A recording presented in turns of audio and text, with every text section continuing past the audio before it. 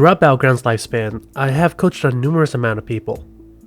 There is one common area that they all have trouble with, and that's mid-game. Now that all of the basic guidelines are out and you have more options, the game starts to get more confusing.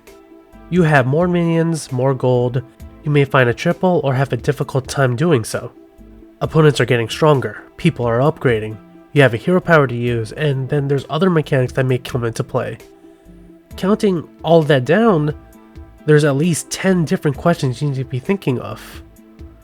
What minions to buy, how to use your gold, how to balance tempo and value, when should you upgrade, when should you hero power, how do you find triples or discovers, what are my opponents doing, what minions am I selling, what other mechanics are in the game, and what is my build? That's absolutely tough, and I feel for you. So to make it all make sense, I'm going to make everything as clear as possible so you can understand what you have to do in the mid game. Sounds good? Okay, let's get started. Turn 6. This is when you decide what tier you're going to be staying at, tier 3 or tier 4. Both have their valid strategies in mind. Staying at tier 3 is the safer option, but you also lose early access to certain directional cards. Instead, you most likely won't lose much health, you'll have an easier time fighting triples, and you will be building a stronger board compared to the other players. There are also some directional cards at tier 3 that you may prefer as well.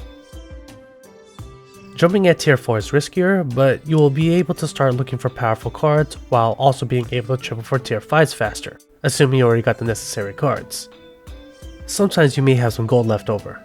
It's best to plan ahead of this. If you bought a card like Tad, Patient Scout, or any economy card, you can sell 2 minions and buy any strong card you see in the shop.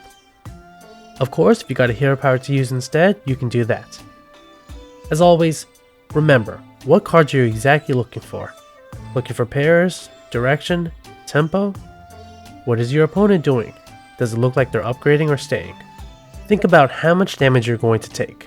Keep this all in mind and it will make your upgrading decision much easier. Turn 7. Unless you got a special strategy in mind, you're generally not going to stay at tier 3. You should upgrade and buy one card. Simple turn, but you can always think ahead on what you're going to do next. Once you're at tier 4, the game is no longer an autopilot.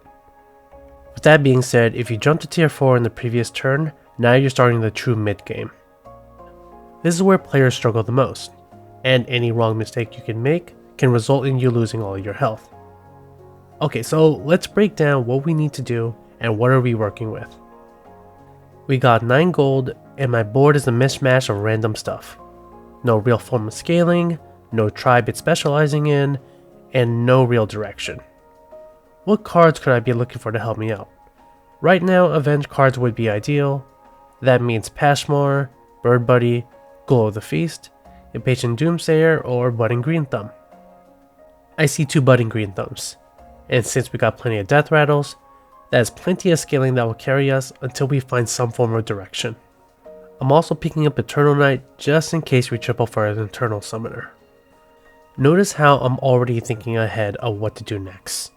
Next turn I'm going to upgrade because of how strong I am, and I'm going to try to find either a triple Budding Green Thumb or some kind of direction. Let's look at something more complex. Got a kalecgos game. Turn 7, 11 gold, 21 health, and we're sitting on 2 pairs. Ideally, we want to find a triple. I ask myself the same question I do every turn. What exactly am I looking for? I'm looking for triples, and I'm looking for economy cards to help me with my next turn. I also want tempo so I don't keep losing.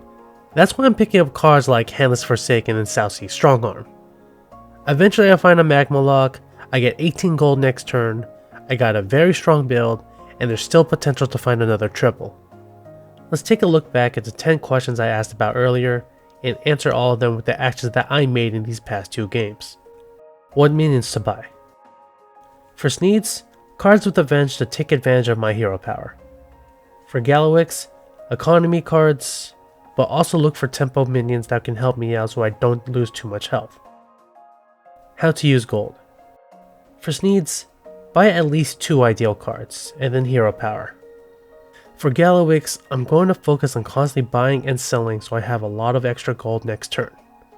But I'm also going to keep a good count on the gold I have so I know that I have a full board of minions. How to balance tempo and value. For needs, I'm trying to find avenge cards to either make scaling or to create value. For Galawix, I plan to buy 2 tempo minions, while the rest of the cards can be used for value for my hero power. When to upgrade. For needs, I'm going to upgrade soon, since there's not many cards I want at tier 4. For Galawix, we're not going to upgrade to tier 5 until we find a win condition that abuses our hero power. I know we can upgrade to roll for 1, but we have a lot of potential to triple for 1 instead. Besides, staying at tier 4 makes it easier to constantly recycle cards. Hero powers. For needs, it doesn't matter what we hero power, just as long as we do it. For Galawix, we gotta buy all the economy cards and sell them so we have a lot of gold next turn.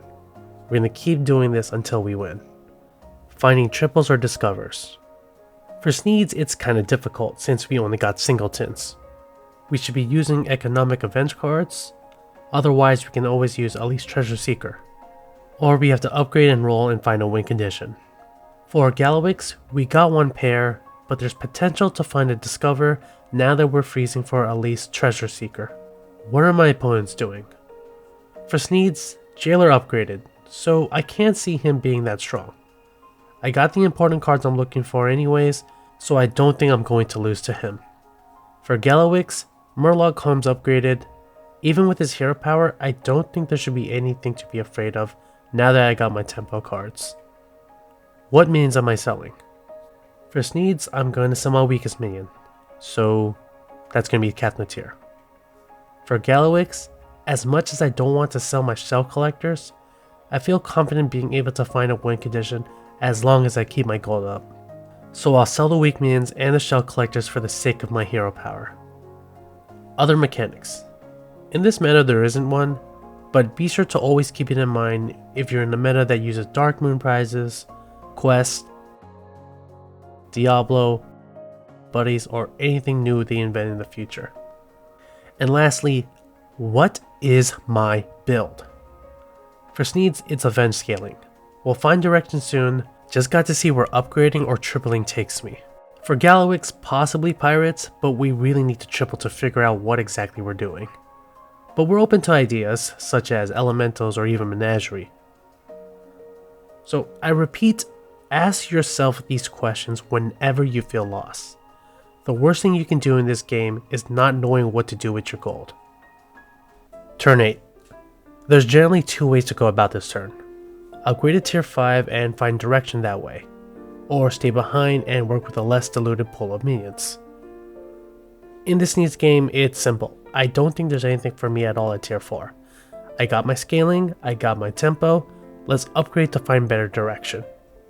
In this Galawix game, there are still plenty of cards I'm looking for at tier 4, but my direction is very loose. I got myself a Magma Lock, pre-nerf, but that's really it. I'm still leaning towards a bit of pirates, but I'm trying my best to sell as much minions as I can to buff Magma Lock. Since it's turn 8, I can't exactly keep these weak tier 1 minions, so I had to start throwing them out and seek other ways to find discovers. It's a big reason why I picked up Elise. I'm keeping my options open, keeping up with tempo as much as I can, and charging up my hero power. I might not be the strongest, but I'm pushing hard to find something that can secure me the win, specifically a card that best utilizes my hero power. I won't go through the 10 questions again, but I hope explaining the thought process elaborates on the choices that I am showing to you. Turn 9. This is when you usually start seeing players start losing their health, and this is when you got to establish what build you're doing. You know the 10th question? What is my build? Well, actually you have to ask yourself something first before you finish the finalized build. And that question is, do I transition? Now, transitioning in Battlegrounds probably requires a whole new video in itself, due to how complex and difficult it is for most players. But let's touch upon it briefly. Transitioning is abandoning one build or one condition for a different one. This is usually done because you found a better way to scale your minions. Let's look at the Galawix game again. I found a Recycling Wraith and Nomi last turn. Together with Magma Lock, it's a pretty solid build to have with Galawix. However, on this turn, I found myself a Brand and a Team Master Theotar. Nomi's good, but Nomi takes a lot of time. Team Master Theotar in no time will give me a bunch of stats, and he still synergizes with my hero power. The ban on my board is just icing on the cake. With an established build, I can now create the foundation for it and think about how to finish it off. I have to keep 3 Tribe Dominions, keep an open slot for neutrals, and pick up any other card that will help me round out the build.